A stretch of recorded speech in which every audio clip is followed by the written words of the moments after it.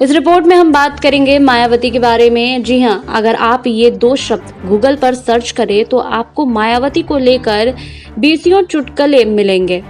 इसमें से ज्यादातर में उनके रंग रूप और कद काठी पर छिटाकसी की गई है। मायावती पर हिंदी और स्थानीय भाषाओं में भी भद्दे चुटकुले बनाए जाते हैं और एलिट अंग्रेजी में भी। ये सभी चुटकुले इतने अपमानजनक और अश्लील हैं कि उन्हें यहाँ बता भी नहीं सकते। ये चुटकुले उन्हीं मायावती को निशाना बनाते हैं जो भारत में पहली दलित महिला मुख्यमंत्री बनी, जो 4 बार उत्तर प्रदेश के मुख्यमंत्री पद पर रह चुकी हैं, जो राष्ट्रीय स्तर की बहुजन समाज पार्टी की अध्यक्ष हैं और उन्हें पूर्व प्रधानमंत्री पीवी नरसिम्हा राव ने लोकतंत्र का चमत्कार कहा था।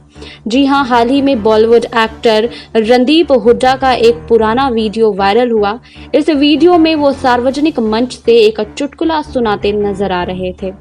अंग्रेजी में सुनाए गए इस चुटकुले का मायावती की राजनीति से ताल्लुक नहीं है, बल्कि उनकी शक्ल सूरत का मजाक उड़ाया गया है। यानी बदसूरत महिला कहने की जगह उनके नाम का इस्तेमाल किया गया है। जी हाँ, चुटकुले में मायावती का नाम होना आपत्तिजनक तो है ही, लेकिन अगर मायावती का नाम ना भी होता तो यह बेहद खुहद और भद्दा मजाक था, जिसे सुनने के बाद वहां मौजूद लोग ठहाके लगाकर हंसते नजर आते हैं।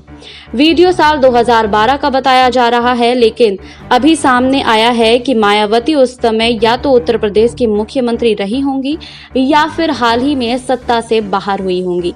वीडियो वायरल होने के बाद सोशल मीडिया पर रणदीप की गिरफ्तारी की मांग होने लगी है। साल माइग्रेट करने वाले जीवों के संरक्षण पर काम करने वाली संयुक्त राष्ट्र से जुड़ी संस्था CMS ने भी उनसे नाता तोड़ लिया है। अब तक हुड्डा CMS के ब्रांड एम्बेसडर थे। हालांकि इन सब के बाद रणदीप हुड्डा की तरफ से कोई माफी या बयान सामने नहीं आया है। यह पहला और अकेला मौका नहीं है जब मायावती पर कोई आपत्तिजनक महिला विरोधी या जातिवादी टिप्पणी की गई हो, इसी तरह का कोई मुद्दा चुटकुला सुनाया गया हो। उनको निशाना बनाने वालों में नेता और अभिनेताओं से लेकर कॉमेडियन और आम लोग सब शामिल हैं। उत्तर प्रदेश के दलित परिवार और सामान्य पृष्ठभूमि से आने वाली मायावती को उनके राजनीतिक करियर की शुरुआत में ही भेदभाव और अपमान का सामना करना पड़ा था।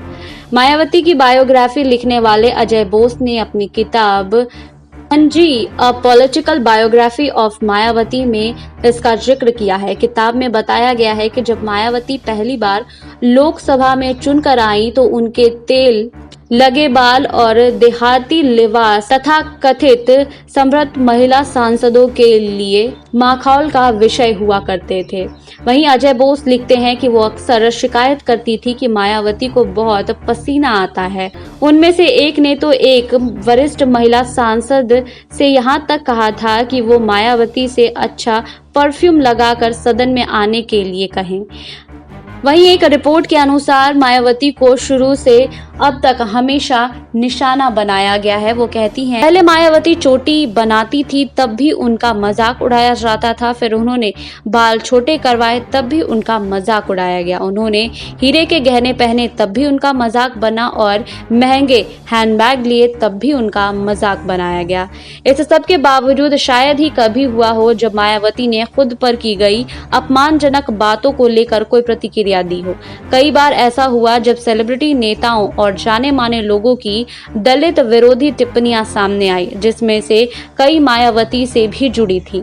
सवाल यह है कि लोग एक सशक्त नेता के खिलाफ ऐसी बातें कहकर इतनी आसानी से निकल कैसे लेते हैं? उनकी पर्याप्त निंदा क्यों नहीं होती और उन पर कानूनी कार्रवाई क्यों नहीं होती?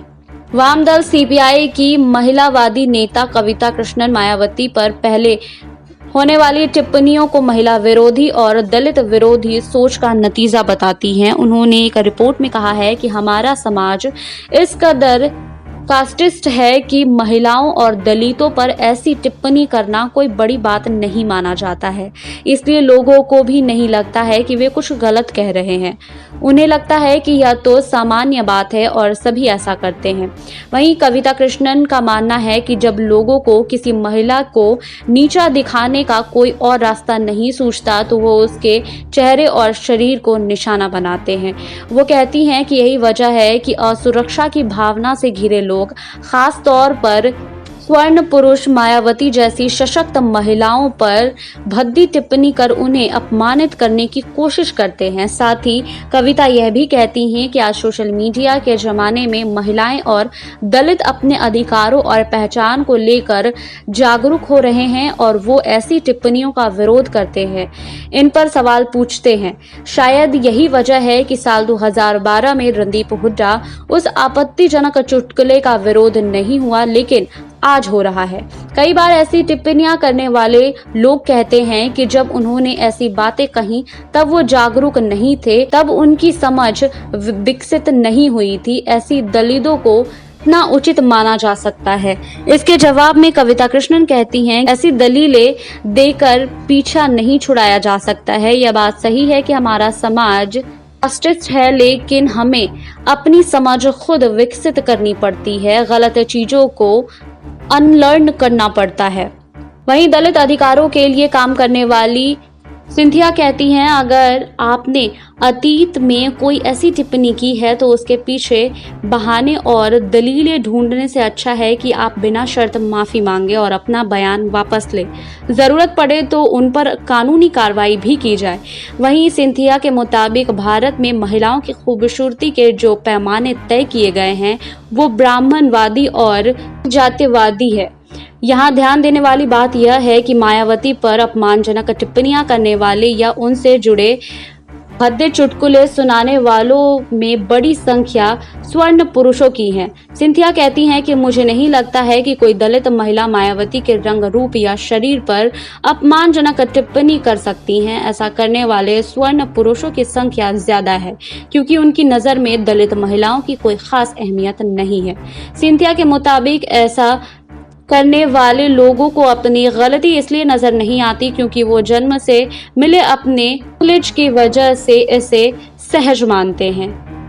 साल 1995 में हाई कोर्ट ने पिछड़ी जाति के ताल्लुक रखने वाली भंबरी देवी के बलात्कार के अभियुक्तों को यह कहते हुए बरी कर दिया था कि अगड़ी जाति का कोई पुरुष पिछड़ी जाति की महिला का बलात्कार नहीं कर सकता क्योंकि वो उसे अशुद्ध मानते हैं। साल 1995 की ही बात करें जब उत्तर प्रदेश में गेस्ट हाउस कांड के बाद मायावती ने कहा कि उस दिन उन्हें बलात्कार का डर लगा तो मुलायम सिंह यादव ने एक रैली में कहा, मायावती इतनी सुंदर हैं कि कोई उनका बलात्कार करना चाहेगा। वहीं कांग्रेस नेता रीता जोशी ने साल 2009 में उत्तर प्रदेश की तत्कालीन मुख्यमंत्री मायावती से बलात्कार पीड़िताओं के लिए मुआवजे की रकम बढ़ाने के संदर्भ में कहा कि मायावती को शर्मिंदा करने के लिए उन पर मुआवजे की रकम फेंक कर कहना चाहिए कि अगर तुम बलात्कार के लिए राजी हो जाओ तो तुम्हें 1 करोड़ रुपए दूंगा। यानी बात सिर्फ महिलाओं की हर सफलता या नाकामी को उनके चेहरे और शरीर से जोड़ने तक ही सीमित नहीं है। आपको हमारी रिपोर्ट कैसी लगी हमें कमेंट बॉक्स में लिखिए। बाकी और खबरों के लिए जुड़े रहिए SPN 9 न्यूज के साथ।